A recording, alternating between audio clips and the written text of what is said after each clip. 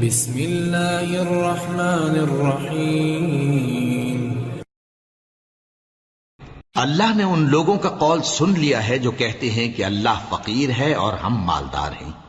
یہ جو کچھ کہتے ہیں ہم اس کو لکھ لیں گے، اور پیغمبروں کو جو یہ ناحق قتل کرتے رہے ہیں اس کو بھی قلم بند کر رکھیں گے، اور قیامت کے روز کہیں گے کہ سخت جلن والی آگ کے عذاب کے مزے چکھتے رہو۔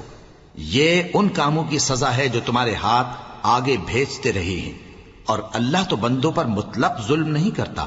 جو لوگ کہتے ہیں کہ اللہ نے ہمیں حکم بھیجا کہ جب تک کوئی پیغمبر ہمارے پاس ایسی نیاز لے کر نہ آئے جس کو آگ آ کر کھا جائے تب تک ہم اس پر ایمان نہ لائیں گے۔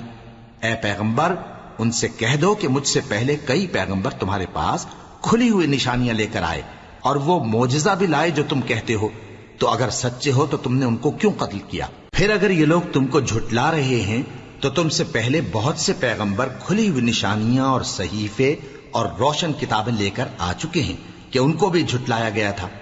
ہر شخص کو موت کا مزہ چکھنا ہے، اور تم کو قیامت کے دن تمہارے اعمال کا پورا پورا بدلہ دیا جائے گا۔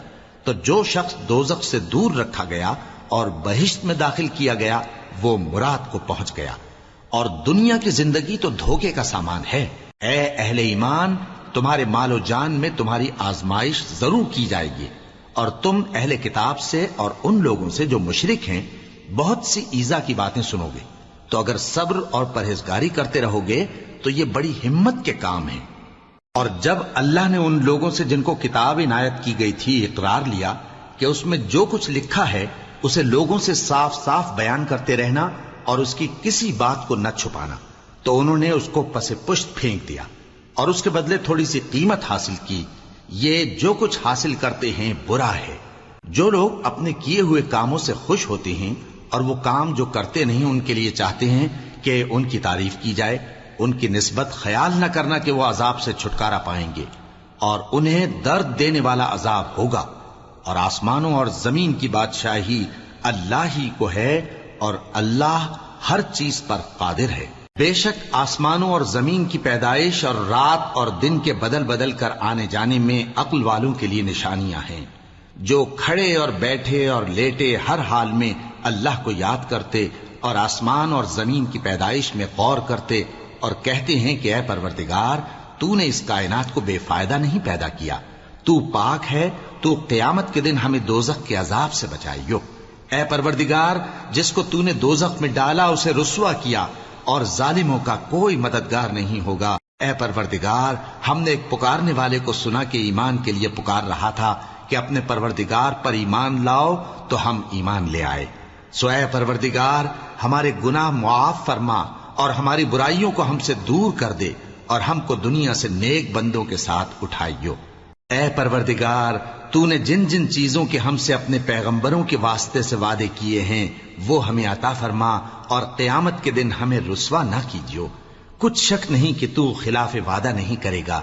تو ان کے پروردگار نے ان کی دعا قبول کر لی اور فرمایا کہ میں کسی عمل کرنے والے کے عمل کو مرد ہو یا عورت ضائع نہیں کرتا۔ تم ایک دوسرے کے ہم جنس ہو، تو جو لوگ میرے لیے وطن چھوڑ گئے اور اپنے گھروں سے نکالے گئے اور ستائے گئے اور لڑے اور قتل کیے گئے، میں ان کے گناہ دور کر دوں گا اور ان کو بہشتوں میں داخل کروں گا جن کے نیچے نہریں بہ رہی ہیں۔ یہ اللہ کے ہاں سے بدلہ ہے، اور اللہ کے ہاں اچھا بدلہ ہے۔ اے پیغمبر، کافروں کا شہروں میں ٹھاٹھ سے گھومنا تمہیں دھوکہ نہ دے۔ یہ دنیا کا تھوڑا سا فائدہ ہے، پھر آخرت میں تو ان کا ٹھکانہ دوزخ ہے، اور وہ بری جگہ ہے۔ لیکن جو لوگ اپنے پروردگار سے ڈرتے رہے ان کے لیے باغ ہیں جن کے نیچے نہریں بہ رہی ہیں، اور وہ ان میں ہمیشہ رہیں گے۔ یہ اللہ کے ہاں سے ان کی مہمانی ہے، اور جو کچھ اللہ کے ہاں ہے وہ نیکوکاروں کے لیے بہت اچھا ہے۔ اور بعض اہل کتاب ایسے بھی ہیں جو اللہ پر اور اس کتاب پر جو تم پر نازل ہوئی اور اس پر جو ان پر نازل ہوئی ایمان رکھتے ہیں، اور اللہ کے آگے عاجزی کرتے ہیں، اور اللہ کی آیتوں کے بدلے تھوڑی سی قیمت نہیں لیتے۔ یہی لوگ ہیں جن کا صلہ ان کے پروردگار کے ہاں تیار ہے، اور اللہ جلد حساب لینے والا ہے۔ اے اہل ایمان، کفار کے مقابلے میں ثابت قدم رہو اور استقامت رکھو اور مورچوں پر جمے رہو، اور اللہ سے ڈرو تاکہ مراد حاصل کرو۔